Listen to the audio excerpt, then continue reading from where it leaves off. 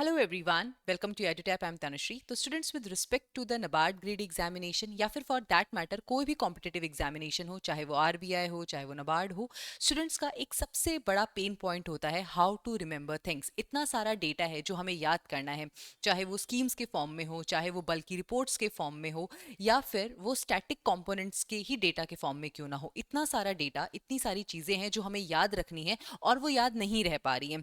Current step magazine के अंदर इतना डेटा है, स्कीम स्टेप के अंदर इतना डेटा है। अगर हम 3 to 5 मंथ्स के ऊपर भी फोकस करते हैं केवल, तो भी there is a lot to remember. और स्पेशली इस टाइम पे जब क्वेश्चंस इतने डेप्थ में आ रहे हैं, तो हम ये भी अफोर्ड नहीं कर सकते कि हम डेटा छोड़ के चले जाएं।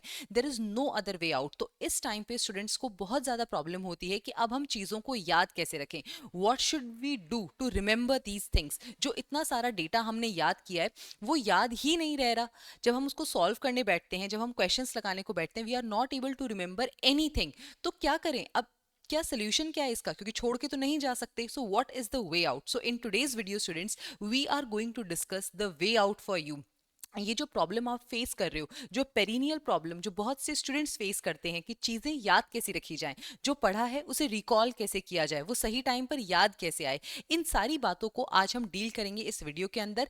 आप कैसे इसको रिजॉल्व कर सकते हो, कैसे इन चीज़ों के साथ डील कर सकते हो, ये सारी ही चीज़ें हम आज की इस वीडियो में देखने वाले हैं। So let's get started. But before we proceed students, there is a lot of important information which you will be requiring as far as the NABARD grade examination is concerned, such as the decoded syllabus, the previous year questions, and the cutoff. So we have curated all of that in this one guidebook. You can download it for free from the description box below.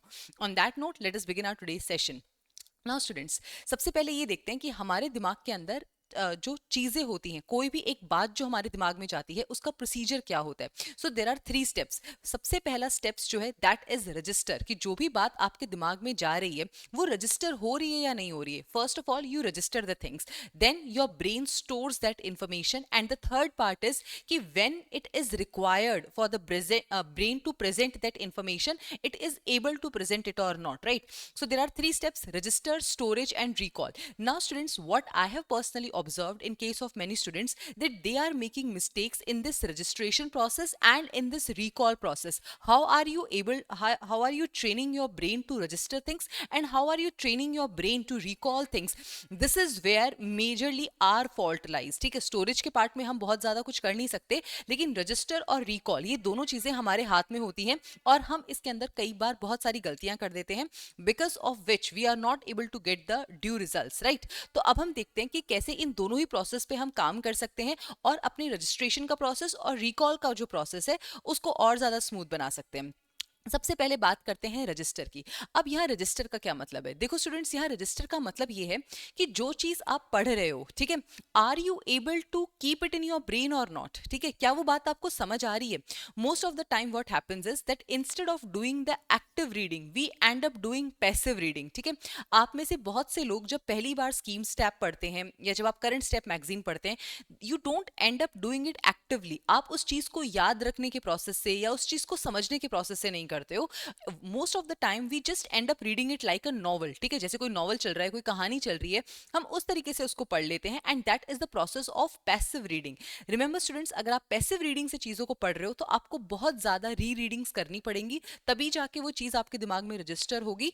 But अगर आप active reading कर रहे हो तो first go के अंदर ही you will be able to register things in your brain. ठीक है, अब इसको एक एग्जाम्पल के थ्रू समझते हैं।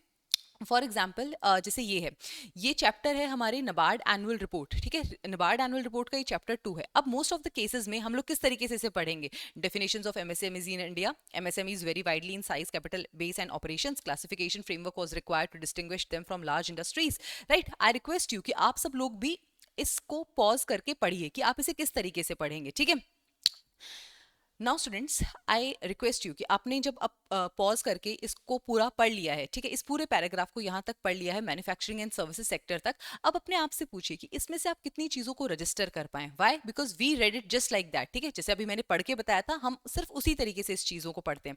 That is passive reading. उस तरीके से जब आप इस पूरे चैप्टर को पढ़ोगे, there is so much of information that is given in this particular chapter, तो लास्ट तक आते आते जो आपने फर्स्ट पैराग्राफ में पढ़ा था वो आपके दिमाग से स्किप हो चुका होगा। आप आपका दिमाग उस चीज को रजिस्टर ही नहीं कर पाएगा, उसको समझ ही नहीं पाएगा कि what you actually red.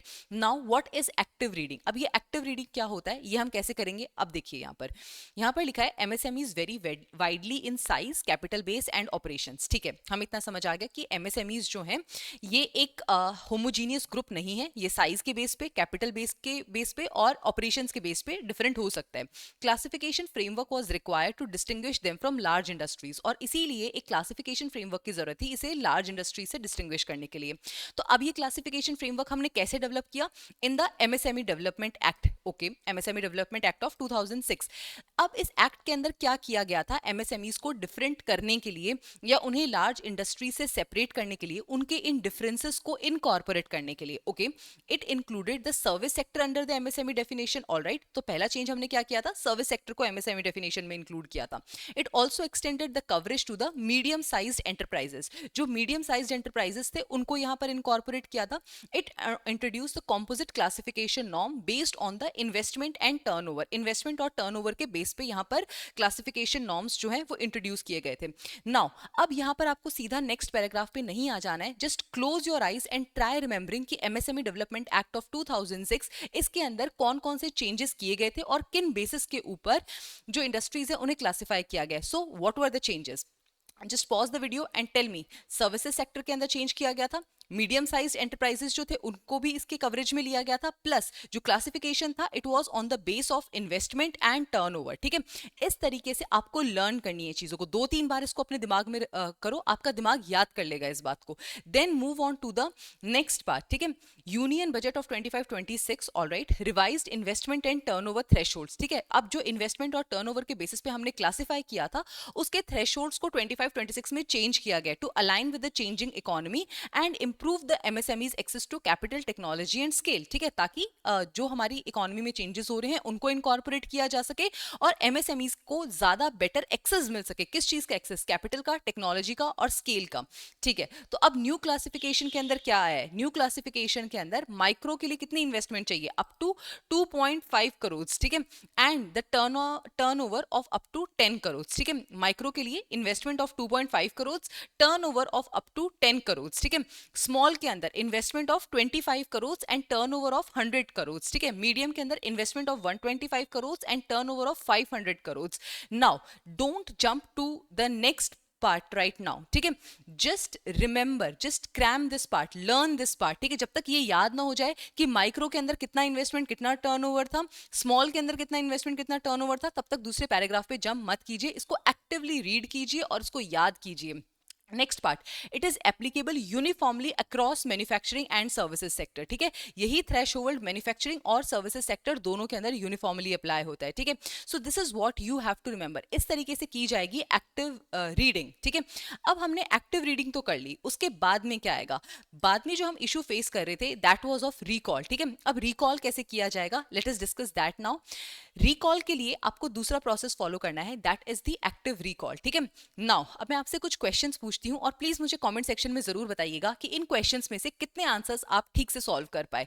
Just tell me first of all what were the 3 areas in which the MSME development act of 2006 was changed. ठीक है, एमएसएमईज के जो डिफरेंट बेसिस थे उनको इनकॉर्पोरेट करने के लिए किन 3 एरियाज के अंदर चेंज किए गए थे, किन 3 चेंजेस को इनकॉर्पोरेट किया गया था एमएसएमई डेवलपमेंट एक्ट ऑफ 2006 के अंदर? Just let me know. Second question is, जो स्मॉल इंडस्ट्रीज हैं उनके अंदर कितना टर्नओवर रिक्वायर्ड है? Remember the word turnover. And the third is, जो माइक्रो इंडस्ट्रीज हैं उनके अंदर कितनी इन्वेस्टमेंट की रिक्वायरमेंट है?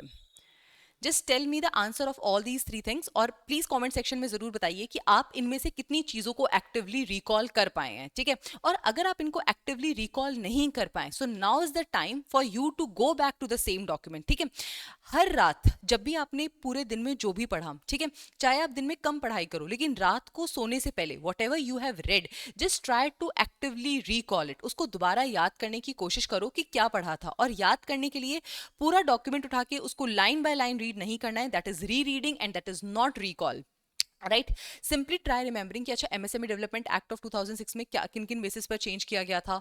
ठीक है, जो यूनियन बजट 25-26 में नए थ्रेशोल्ड्स थे वो क्या थे। अगर आप नहीं याद कर पा रहे हो, go back to that same document and again try seeing for yourself कि अच्छा ये था और ये नहीं था। ठीक है, जैसा अभी हमने किया, अगर आप इन तीनों क्वेश्चंस का आंसर कर पाए हो वेल एंड गुड, और अगर नहीं कर पाए हो तो आप फिर से जाकर के चेक कर सकते हो कि हमने जो अभी इसी वीडियो को थोड़ा बैक करके कि क्या वो टर्नओवर्स थे, क्या वो इन्वेस्टमेंट थी। जब इस तरीके से आप चीजों को याद करोगे, your brain will register a lot better and your brain will be able to recall things in a great way. ठीक है, अब उसके बाद में तीसरी चीज आती है कि क्या सिर्फ एक्टिव रिकॉल से हमारा काम चल जाएगा। No students, that is not the answer here.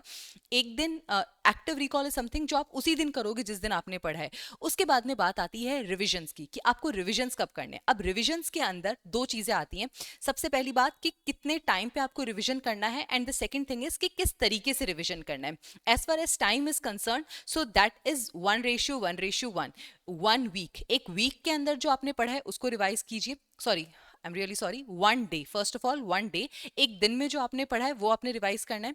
उसके बाद 1 वीक, जो एक पूरे दिन में आपने पढ़ा है वो आपने रिवाइज करना है। एंड थर्डली 1 मंथ, जो पूरे मंथ में आपने पढ़ा है वो आपको रिवाइज करना है। तो इस तरीके से आपको टाइम डिवोट करना है। ये 3 रिविजन्स आपने एटलीस्ट हर एक चीज की करनी ही करनी है। आप चाहे पढ़ाई कम करिए, लेकिन अगर आपने रिवाइज चीजों को ठीक से नहीं किया तो जो भी पढ़ा है वो किसी काम का नहीं रह जाएगा। So you have to devote a lot of time in revising things better.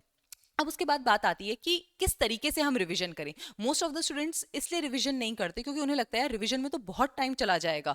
ठीक है, एक महीने की चीज हम 2-3 दिन में कैसे रिवाइज कर पाएंगे, ये तो पॉसिबल ही नहीं है। ठीक है, क्यों?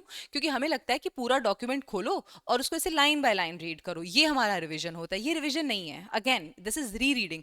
अगर अब आपको रिवाइज करना है तो अब आपको क्या करना है, अब आप जाइए और टेस्ट दीजिए उस पर्टिकुलर चैप्टर का, उस पर्टिकुलर टॉपिक का कोई भी सेक्शनल टेस्ट या जो भी चैप्टर वाइज टेस्ट अवेलेबल हैं।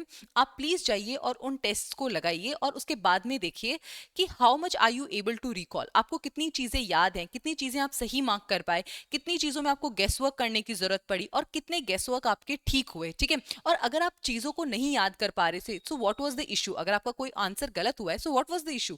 आपको कॉन्सेप्ट याद नहीं था, आपको फैक्ट याद नहीं था, आपने सिली मिस्टेक कर दी, what was the reason. Test yourself. और अगर ये रीजन था कि आपको कोई कॉन्सेप्ट समझ में नहीं आया, कोई कॉन्सेप्ट याद नहीं था या कोई डेटा याद नहीं था, go back to that same data and try remembering it again. So that is how you revise. ठीक है, एंड अगेन स्टूडेंट्स, यहाँ पर स्टूडेंट्स का एक डाउट होता है कि क्या हमें नोट्स बना लेने चाहिए रिविजन के लिए।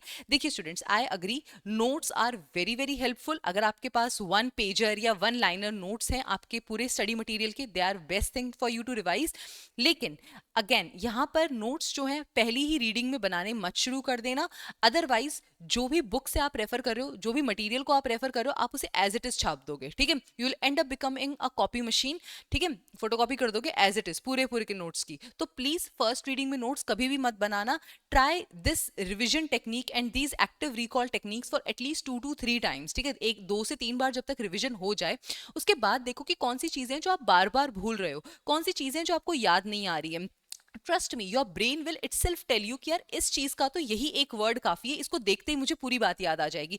Then and only then start making the notes, right. So that is how you have to revise things. And students, as I have already told you कि कोई भी ऐसी चीज नहीं है जो आप छोड़ के जा सकते हो। रिपोर्ट्स भी आपको करनी पड़ेंगी, स्कीम्स भी आपको करनी पड़ेंगी, but now is the time for us to learn the correct manner of doing things so that whatever efforts we are putting in, we can get the benefits out of that, right? So that is what you have to do as far as your reading part and your revision part for that huge amount of data is concerned. So I hope this video was helpful for you. If yes, please do let me know in the comment section, and do try this technique. Whatever your results are, please let me know. We will work together on how to improve things further on, right? So just let me know in the comment section below. On that note, I would like to end this session, but before that, if you are interested in any paid mentorship, you can visit our website edutap.in. Here we have dedicated courses for the NABARD grade examination. These courses include a 11-hour trial course which will give you the taste of the deliverables that we provide in the other course. It is for 1 rupee only, and through this trial course you can judge the quality of material and the mentorship that we are going to provide. Apart from that, we have phase 1 and phase 2 test series where we provide the solved previous year questions, chapter wise test, sectional test, and full length mock test. Apart from that, those of you who are interested in preparing for phase 2 and interview, we have the silver course. And for those of you who want to prepare for the for this exam from the scratch, we have the gold course, wherein we provide the mentorship for phase 1, phase 2 and interview. So students, I hope this video was helpful. Thank you so much, and I wish you all the very best for your preparation.